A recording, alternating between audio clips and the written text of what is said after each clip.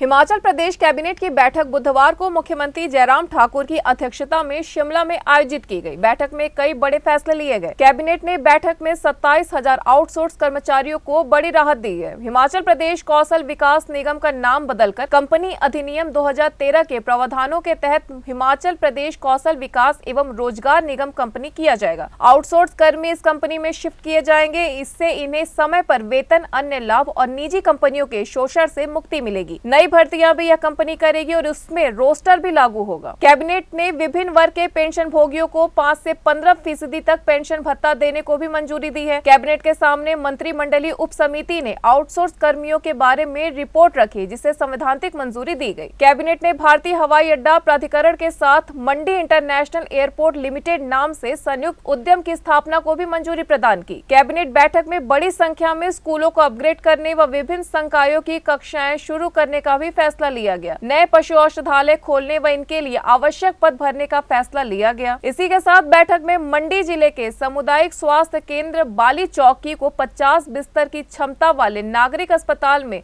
स्तरोन्नत करने तथा आवश्यक पद भरने का भी निर्णय लिया गया। कैबिनेट सब कमेटी जो है वो बनाई थी, जो असेसमेंट और redressal of various issues in deployment of staff on outsource basis in government departments, जो विभिन्न सेवा धारकों द्वारा आउटसोर्स बेसिस पर जो है वो एम्प्लॉय किए जाते हैं, उसके लिए कमेटी बनाई थी। उस सब कमेटी ने अपनी जो है वो रिपोर्ट मंत्रिमंडल को प्रस्तुत कर दी है, जिसमें मुख्य रूप से जो है वो पॉलिसी डॉक्यूमेंट ड्राफ्ट करने का निर्देश मंत्रिमंडल ने दिया है रिकमेंडेशंस के हिसाब से।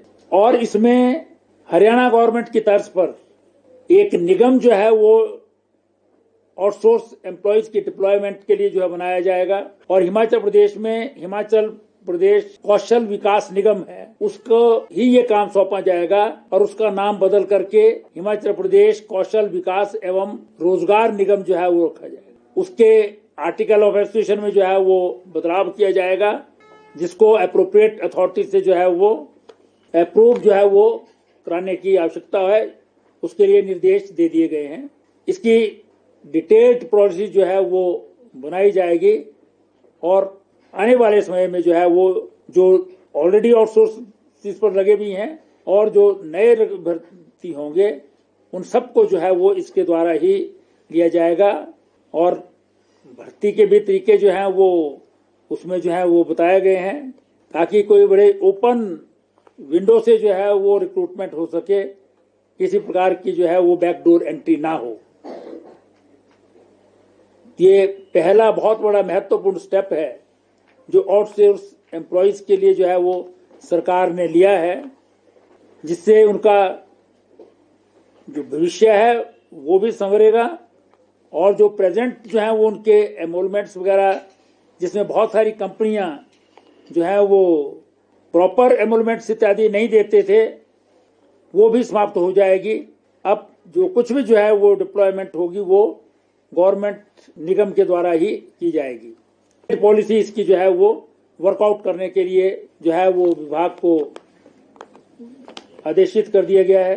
जो जिला स्तर के जो है वो जुडिशियल एम्प्लॉयज हैं, डिस्ट्रिक्ट जुडिशरी के जो लोग हैं, उनको 1 जनवरी 2016 से रिवाइज पे स्केल देने का जो है निर्णय लिया है। उसके लिए इनके जो Himachal Pradesh subordinate courts employees के पे allowances and other conditions of service act 2005 हैं, जो है उनको संशोधित किया जाएगा।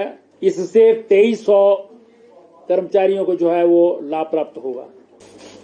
मंत्रिमंडल ने आज एक महत्वपूर्ण निर्णय लिया है,